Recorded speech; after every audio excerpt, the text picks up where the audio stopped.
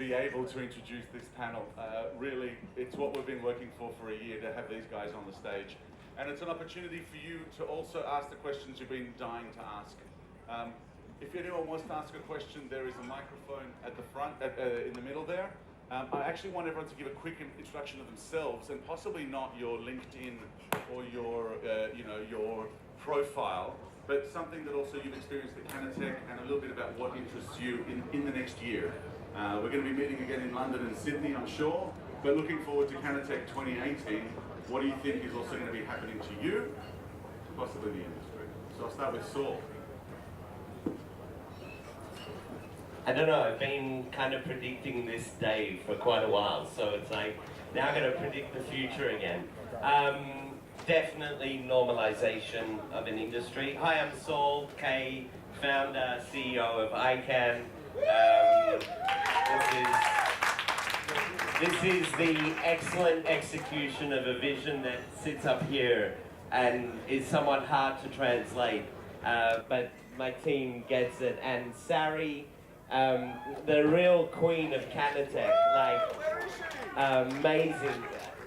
She made a personal connection to every single speaker, to attendees, to everyone.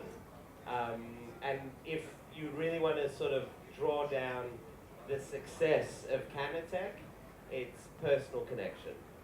Yes, you'll hear science. You can learn science now on the internet. But you can't in one meeting, like the MDs like to call it, a meeting. We had a meeting today at CannaTech. It was a lovely meeting. So at a meeting like CannaTech, you get to meet the real top of an industry, and that's why I did it. And yeah, I'm proud of my team, really. Yeah.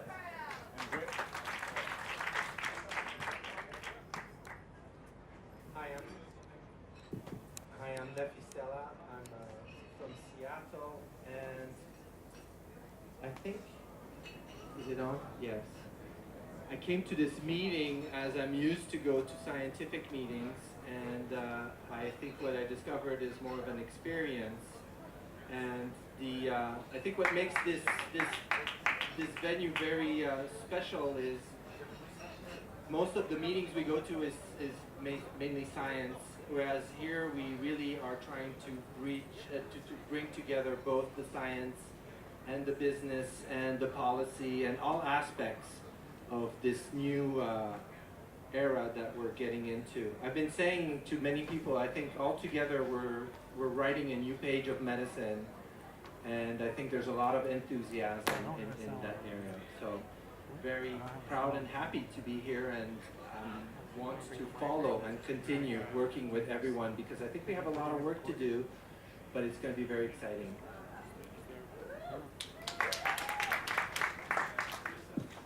Hi, I'm Yasmin Hurd from Mount Sinai, iCAN School of Medicine, Mount Sinai. I got very quickly iCAN School of Medicine.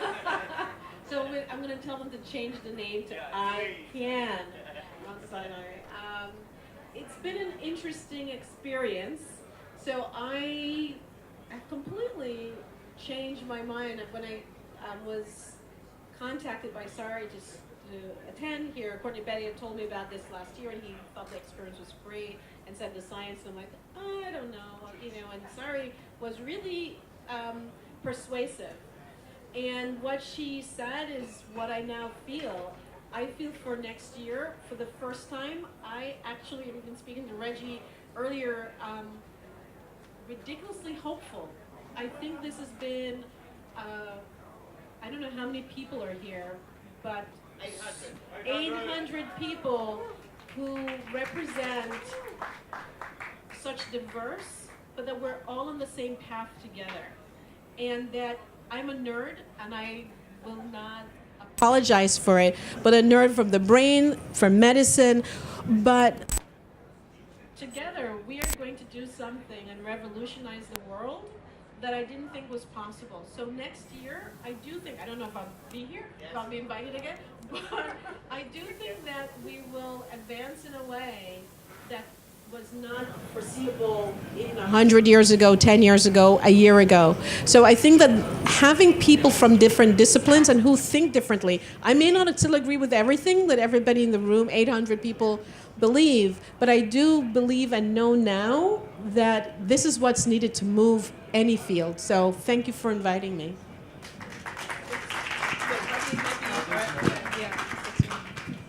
Hi, I'm Reggie Gaudino. I'm at Steep Hill Labs. This is my second CannaTech event. Last year I came as just an observer, and even last year I was like, this is the place to be. So I've been to many, many scientific conferences for the cannabis industry, and there is none like this one, like at all. So This wasn't meant to be a CannaTech, like how good you fucking guys are, session. No, but let's hear from the experts. No, but the reason why I said that is because I think all of us have a personal story with cannabis, right? And mine actually was that I helped get my father out of a wheelchair, and he had a serious stroke, and after 7 months of conventional medicine, I got tired of seeing him eat food through a straw, and I put him on a high CBD, high CBG oil, and within 6 weeks he was able to walk with a walker, he's eating steak, and he's a retired cancer surgeon who could barely speak, and now my mom says he won't shut up. So, you know, it's exactly this kind of thing that I think is necessary for the industry, and as the basis for that, better science, better understanding, better analytics is what is required for us to make it into what Yasmin said, which is a real medicine, right? So people around the world stop demonizing it and actually treat it like it should be treated. So, thank you. Wow, a bit of optimism. In this part of the world, we love a bit of optimism, and also now globally, we love a bit of optimism. So that's fantastic. Reggie, something you said is the basis for my next question, and to remind you, if anyone wants, there's a microphone there. You said CBG. My question to the panel is the minor cannabinoids. Saul. THCV. My favorite cannabinoid. As a guy that struggles with weight, I don't want to eat. So next product is going to be iCAN not eat, and it's a THCV product. So I think this is where the challenge is. I think we're going to move from optimism now to realistic challenges. Yes, I think. Yes, I think it's very exciting to actually discover all these cannabinoids and realize that there's actually much more than 2 or 3. There's more like 140. And then we have these other molecules. And I think that will be one of the big challenges of this field, is to what I call unlock the cannabis code, try to understand what is the combination of compounds that will be able to provide this effect versus this other effect. CBG is actually quite remarkable to hear that it has biological activity, because people don't really think about this molecule. Yeah. Yes. So I think that's where the challenge is. Scientists have a way of thinking where we focus on 1 or 2 molecules, because if we do more, it's going to be too complicated. And then here we have this combination of molecules, and I think that's where the challenge is going to be. I'm going to add another point of caution. I think it's dangerous for us to talk about this plant as a medicine that will cure everything. I think that's putting too high of expectations. And if we do that, people are going to hold us to that miracle drug. I think we need to be much more stepwise approach and understand the different combination for specific medicines, and it's probably not going to cure everything, but probably going to help a lot of different diseases. So that's, I've moved on from my optimistic to the more realistic. I think we have a lot of work ahead of us, and it's going to be exciting to tackle it. Just ruined the buzz. And it takes capital to get the research done. So I was just going to say that. So, I mean, there is a reason, right? Why would a plant, and this is one of the most complex plants on this planet, And there's a reason for it. We just don't know why. And are there things that we can leverage? It would not have all these smaller ratio cannabinoids if they didn't have meaning. There's nothing ever in any of us or in the plants or other creatures that are there that doesn't have meaning. There may be an evolutionary meaning that had to do with the environment around it at that time and how humans interacted with those plants. And that's one of the things that we definitely want to get to in terms of, we talked about it earlier, precision medicine. So specific cannabinoids, specific strains for specific symptoms. Once you have genotyped the person, genotyped the plant, all of that precision medicine to improve health does require money.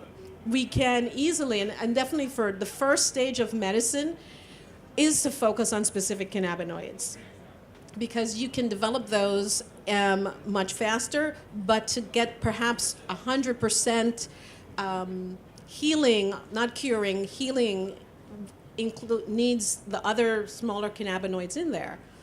But as I said, we're going to first focus on the low-hanging fruits, which are the THC, cannabidiol, CBD. Yeah, absolutely.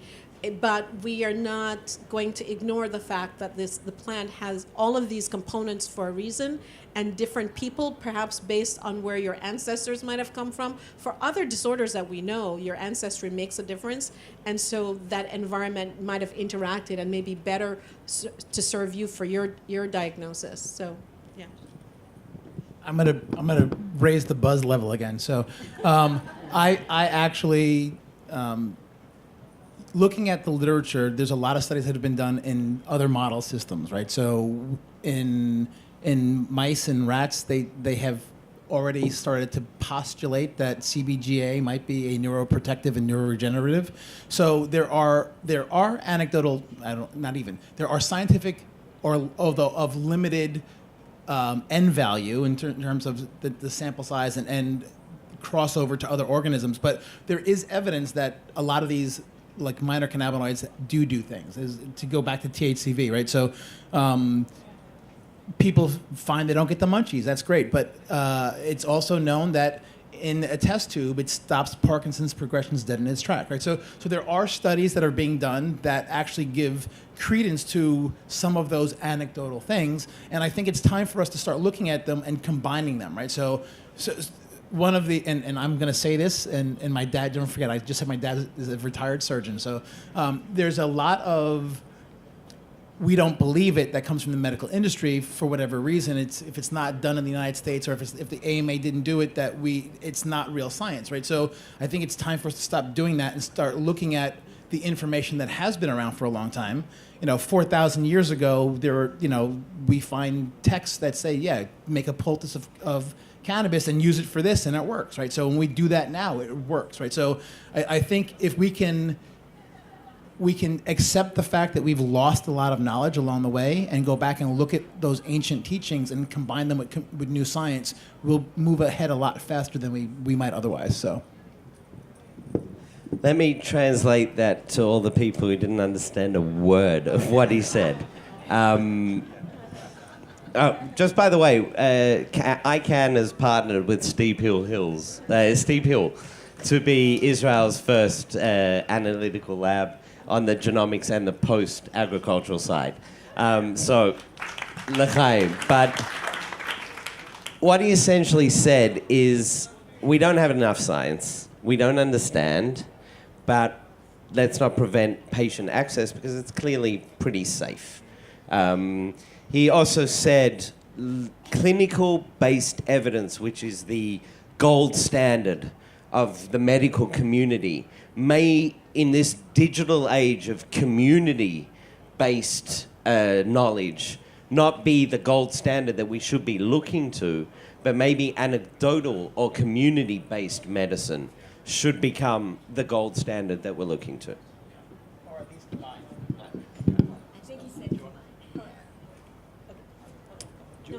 Okay, I think one of my favorite session in these 2 days was the moms explaining their battle to help their children. And I've... Quick round of applause for the mothers, please. Remarkable. We are here largely because of their Yes. efforts.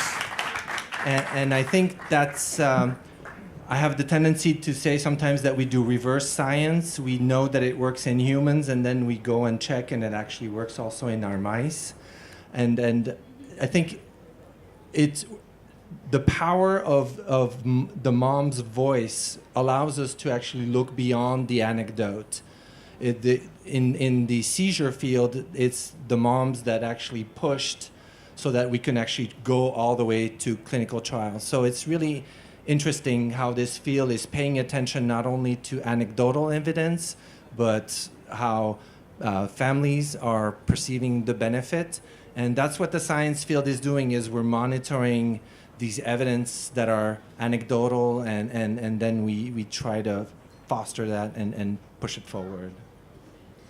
But I do want to emphasize, I mean, there is a reason why we do clinical, random, blinded trials. So once the anecdotal evidence is out there, and I do think that it is evidence, but it's one or two, and then you start to put it together. Where there's smoke, there's fire. But in order to provide much broader access of medicines to all people, it has to have a structured clinical trials that we know what dose, we know what for particular symptoms, we know what particular strains or combination or whatever. It's great that the internet is there and give people access, especially before, I mean, and I agree, the FDA and the United States is not the be-all and end-all. We have a broad world other than the US, especially today, where it's going to be tough to do anything novel or revolutionary to move this forward. So I think it is about the planet working together for the cannabinoid field, and I think that that's where, like you said, community, the global community will push this forward as a medicine. But to really have, we need to have it structured to provide much broader care to people who might not have the same access and an intellectual level to fight the fight for their particular child. So I do hope that we really do produce, I mean, still go forward with clinical trials or the support that's needed for them. As the life sciences guide, I can't agree with you strongly enough. That is wonderful words, and thank you for balancing out Saul. So my next question to you is, we talked about low-hanging fruit. So we are aware of the many indications, and I think what Nephi said about it's not a panacea, it's not a cure-all. But other than the ones we possibly know about, of the tremors and the indications that are clear to us, what is your little passion project? What do you think is the unrefined diamond that we should be putting our attention to in regards to indications? I was very impressed with the results that the parents are talking about with autism. It's very impressive, and I think the field has not really paid attention to this. And again, it's because we have the voice of the moms that are. And then also there's it's the first time that we really start hearing about migraines. I think also that's a really interesting area of research. So those are the two things that caught my attention. I can't really limit to one. My son has epilepsy, so I want to go there. My mother has Crohn's, so I want to go there. I suffer from insomnia. We've gone there. I can't sleep. ADD, clearly I haven't. My kids have it. So that would be next as my passion project. Yeah. Sounds like a remarkable... It's clearly environmental. It's not genetic. Okay, probably that's all of Israel. We will we'll chat. We'll chat. We're Israel. We're all right. We're good. For the ADHD, exactly. I'm very interested in the developing brain, and so I came from this looking at the effects of THC and saw exacerbation of addiction and psychiatric related disorders when in adulthood, but the opposite. I mean, cannabinoids is very interesting on the developing brain, and so for autism and most psychiatric disorders are developmental in nature. They only express in adulthood, and that's what people don't understand. We know very little about the developing brain, the endocannabinoid system hardwires our brain during development. We're all here because of the endocannabinoid system. The tracks in our brains, everything is mediated through that. So it's fascinating, perhaps, and I was always against it, as I said, just, pure, because I always thought, and this is what, I always put cannabis with THC, the other cannabinoids, could they help with psychiatric disorders? Because, as I said, we now understand psychiatry a little bit better, that we wait too long, because that's when the disorders really manifest themselves, but we know that the changes occur earlier in the brain. So the developmental disorders I'm very fascinated by. Can the minor cannabinoids help psychiatry? And that, I think, will be, in general, will be the future, my bubble kind of wish. I think I come in from it a little bit differently, because as a analytic lab, and I'm more concerned with ensuring that the entire supply chain is safe. In the United States, I'm sure it's not a secret to anybody. We've had issues where pesticides are running rampant and all that other stuff. So, Steep Hill is very patient focused, and it's important to make sure that what is being supplied is actually safe, because there is a difference between a recreational market and a medicinal market, right? So, somebody who is immunocompromised should not be touching flower. I hate to say it for all you cultivators, but it's the truth, right? So, unless you are growing in a completely clean room, there is going to be some contamination. And people who are immunocompromised are typically told not to even have live plants in their house, right? So how do we, as a medical community, turn around and say, oh, by the way, you're immunocompromised, here, have some flower, right? So, right, exactly, and then smoke it on top of it, right? So, right. So, we were recently involved in a study that was done at UC Davis Medical Center, where we actually showed that cannabis can, in fact, be the vehicle for transmission for pathogenic bacteria and mold, right? And as a result of that, there were several people who died because of that, inhalation-based ingestion. So for us, I think that the passion is to really ensure that we have the right analytics to make sure that everybody is safe, and that it's accessible in the right ways to everybody so that they can medicate themselves. So.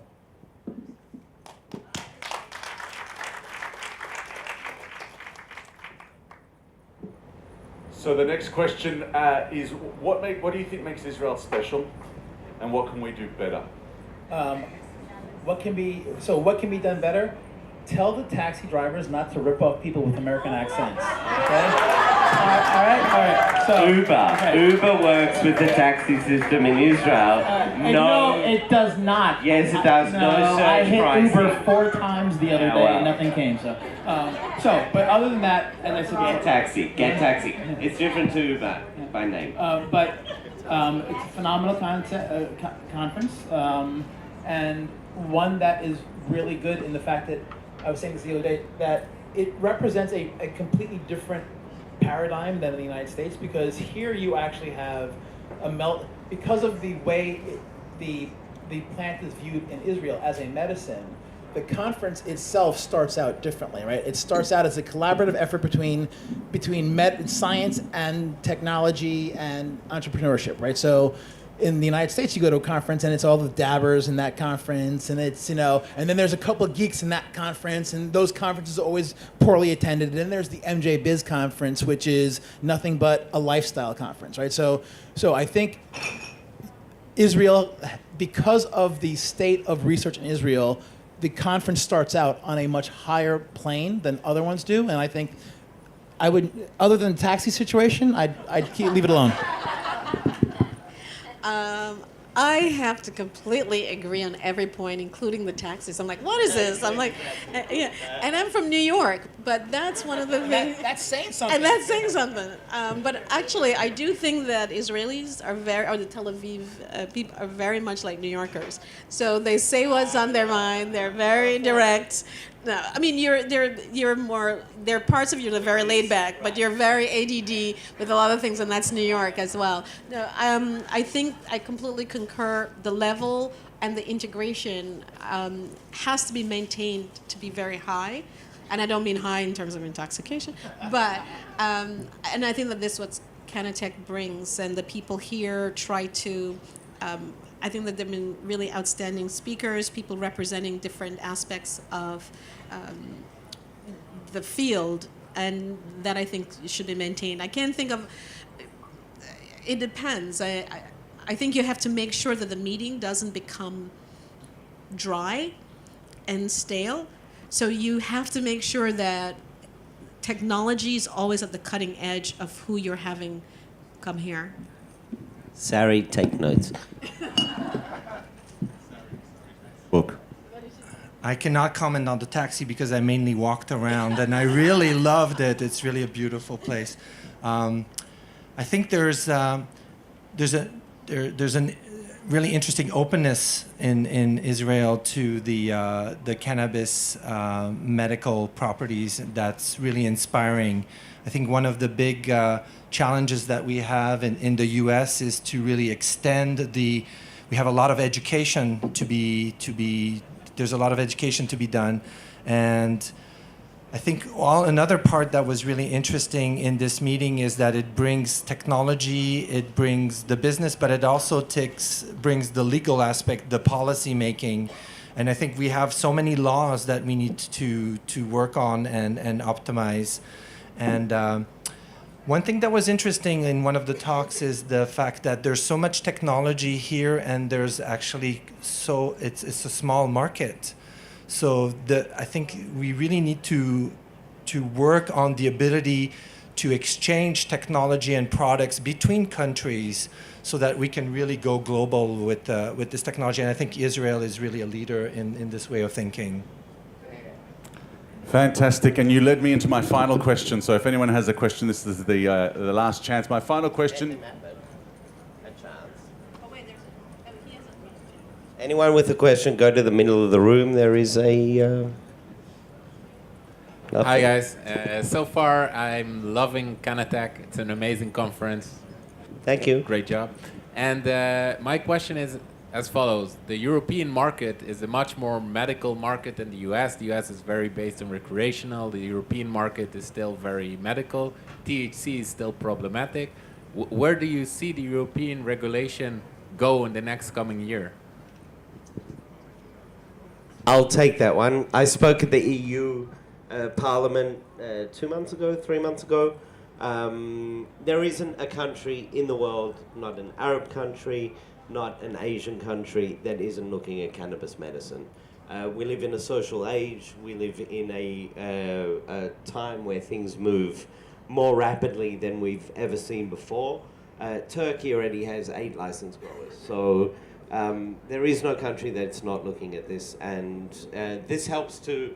I was going to answer the previous question of what makes CannaTech special is because we kind of show what's real, not the muck of the cannabis industry.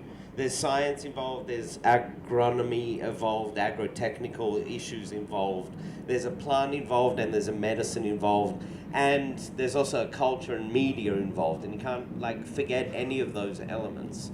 And that's what will drive the industry.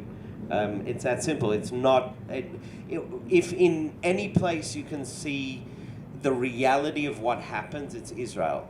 We're an incredibly multicultural society. I know you've probably all, more than 60% of people at CannaTech came from overseas. And before this, you may have had an impression of what Israel is. It's a dangerous place. You get stabbed, there's terrorism. It's dreadful, this place. Dreadful. The taxis, my God, the taxis. I mean, seriously, the taxis are just the biggest issue in Israel. It's not. It's a wonderful place. It's multicultural. We don't really have a problem with the Arabs. It's kind of the other way around. We're here to do good business, and I'd like to bring something from the Torah into it. We're a Jewish country. We have a value system that has lasted longer than any other value system. Let's forget about the ritual of Judaism, but the values of Judaism are totally aligned with cannabis. And that's why we see it across the board, from army PTSD patients to Arabs to Haredim to cross-national bipartisan support in the Knesset, which doesn't really ever happen in Israel, right? But it does because, as we said, we all have a personal story with cannabis. Mine is a marketing story. Mine is an interest story. Others is a personal, it helps me story. And Israel, I often say when I'm speaking, has 2 degrees of separation. Things happen here quicker because Professor Meshulam knows Dr. Dedi Meiri, and they're an hour and a half away from each other. And someone in Israel, has been on the medical cannabis program. There are 30,000 patients in 8 million population, and there are 10,000 patients who have perished and died because they didn't get cannabis early enough in the population, and that's affected people in the Knesset. So they have an open, positive dialogue towards medical cannabis, and the issues of getting high, which, by the way, we no longer call getting high. In Israel, we elevate. There's an idea that with alcohol and sex in Judaism, you do it in a kadosh way, in a holy way. And so on wine on Friday night, you make kiddush, you make it elevated, right? Wine is fine. You can get drunk. It's fine. It's great. So we like to elevate with our cannabis. That's it. I'd like to actually add a little bit to that. So I may not be able to speak about what's going on in the EU, but I think it's important to take a look at what's happening in states like New York, where they're trying to make THC illegal, right? So what that effectively does is it limits the possibilities of treatment with cannabis, right? So it's a completely stupid idea, right? And if the plant didn't want to make THC, and if it didn't need THC, it wouldn't have made it, right? So nothing happens in biology for random purposes, right? So the ultimate paradigm in life is energy conservation, to use wisely those things that you make, okay? And so there's a reason there's THC, right? And the fact that anandamide looks a lot like THC means something, right? So for regulators to think that they can get away with, because it makes you high, we're going to make it illegal as a medicine is kind of stupid, and it actually, if you're going to go that route, then you're kind of wasting your time, so. That didn't happen in the poppy industry. Another question. If I can just add to my European friend's comments over here, being British, I've got 2 years of being European. I've just been to Spannabis in Barcelona, which is probably the biggest recreational cannabis event I've ever been to. And it's all about the breeders broadcasting THC levels. They're ignoring every other cannabinoid. It's about 25, 35, 40% THC, and it's about recreational... Which is not possible, by the way. I'm sure you're right. The point being that we're broadcasting to the younger generation that THC is all that it's all about. And I worry about the psychotic effects long term for these kids just getting high. I have to tell you, one drag of this stuff and I'm on the floor asleep. So it's more for me about broadcasting the medicinal use of the full range, the full spectrum, which, as Saul mentioned, we're just tipping the iceberg. Nobody really knows. So yes, THC has a place, but I think in small amounts. In the same way alcohol has a place, but 40% all day long might get you pissed. Another question. This is for Reggie. You talked about cultivation being in clean room technologies. What specifically does your company look for in cultivation facilities to partner with? Specifically, you said that you guys, partnered with iCAN, and I just want to know, what are you guys looking in cultivation facilities that really stand out? Because a lot of them, I come from the cultivation field, and we manage a lot of very nice facilities, but to get a clean room facility, you see them few and far between. Yeah. So we don't cultivate at all. We don't partner with cultivate. So we're strictly testing. We're strictly the analytics side, and that's all we do. So, however, what we do is, extensive DNA-based microbial contamination, analysis, which is the truth, right? So the whole idea behind, oh yeah, you can sterilize cannabis and then it's safe. Well, no, actually it's not, right? So because there are antigenic determinants that can still have an effect, and there are things that are left behind as byproducts of bacterial and fungal growth, mycotoxins and endotoxins, which themselves have the ability to make you sick and kill you, right? So, so for us, it's about trying to make sure that everybody's doing the job the right way. So, and if you have a clean room, then you don't have to use things like myclobutanil or anything else, which then turn into cyanide gas when you smoke it, right? So again, there's recreational and then there's medical, right? So somebody who's not immunocompromised, they can probably get away with smoking Aspergillus niger. We breathe it in every day, right? If you're healthy, it doesn't do anything to you. So an understanding of the market, whether you're medical or whether you're recreational, is extremely important. And if you want to grow for the medical market, you should be prepared to do the things that are required for GMP and GCP and all that other thing, because that's the level of care that you must adopt. Remember, the first thing the medical oath says is do no harm, right? So if we are trying to do no harm, then we absolutely have to step up to the plate and do it right. So, I want to translate that for everyone. So, I got no idea. I was going to say I like it when Reg talks dirty. Get a dirty, clean room. Okay, I think we're going to wrap it up before we say anything inappropriate. Any last comments? Too late for that. Any last comments from the panel? I'll start. I think it's one of the beauty of this venue is that it's a very serious business, and the problem that we've had in the past is that if you think about the policy making and the leadership, they're always concerned that it's just a bunch of hippies that are trying to make some dollars. And actually what we're seeing is actually really serious science, very serious business people that are trying to create a new area, ecosystem. So I think that's what I feel, and I think that's what I felt, and that'll be my closing remarks. I think I'm going to say basically the same. I think, again, it's the interaction of everybody from, we can't get to medicine without the science, without the community, without the legal framework, without the business, without the, how do we keep ourselves safe? It's a village, right? It takes a village. It will take a village to get us to medicinal marijuana. And I think that we're all here, and like I said, I'm still optimistic after this meeting, and it's been a great experience.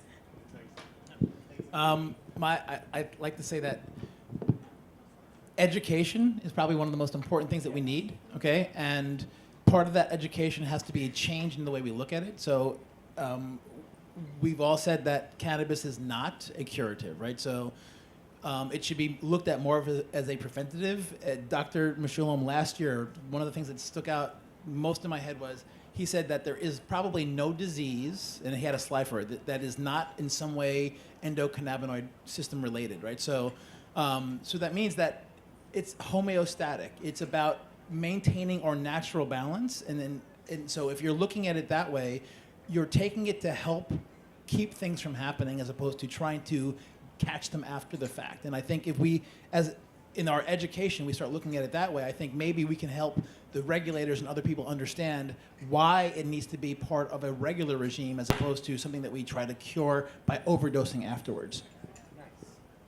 So my only comment is help the regulator get there.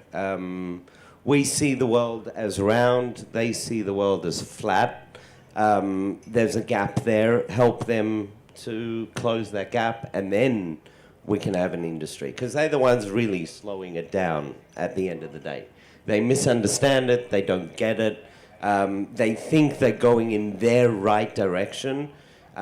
Their right direction led us to criminalization and prohibition, and regulation really does matter. And if they don't listen to the industry, the science, the patients, they're gonna make bad regulation. Yeah, I agree with you in terms of prevention. However, the mind of most regulators, like the mind of most MDs, is pathology based.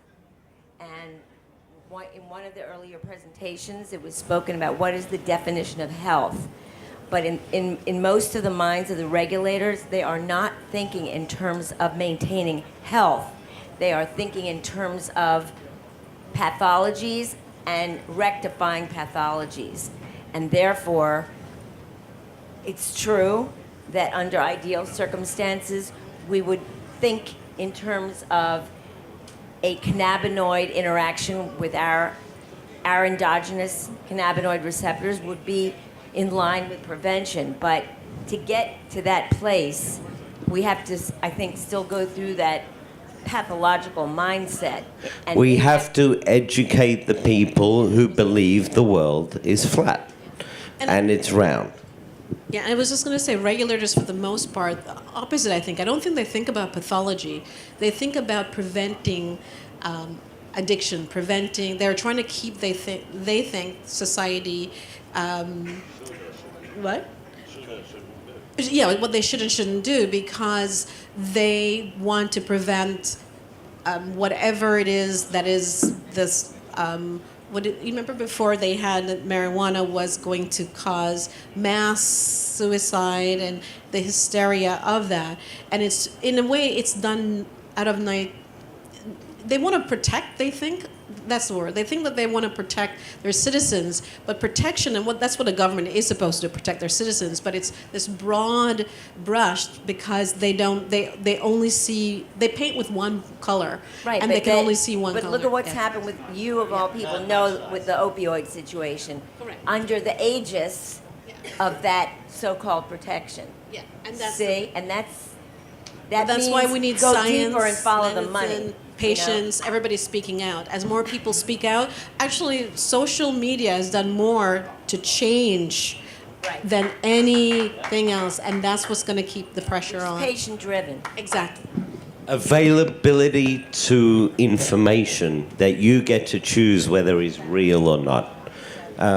Don't listen to news channels. They feed you what they want. Find your own news. Facebook feeds you the news you want. Don't use that either. But I like to say, I'm going to wrap it up. Everyone suffers from a terribly debilitating disease. It is called PCSD, pre-cannabis stress disorder. I have it right now because about an hour ago I smoked a joint. So everyone go and relieve your PCSD and enjoy. I hope you had an amazing time at CannaTech. We hope to entertain and educate, and hope you have an experience. I want to thank these guys. I mean, amazing experience. The mothers, the MDs, the scientists, the partners, the business that has been done in the room. That's what we're ultimately here for, is to make connections. You get 15 minutes on stage nowadays. Like every speaker asks Sari, 45 minutes. I need 45 minutes. You don't need 45 minutes. You have an attention span of an audience of microseconds. Either get it across or don't. So that's the new world we live in. Welcome to reality, people. London, next.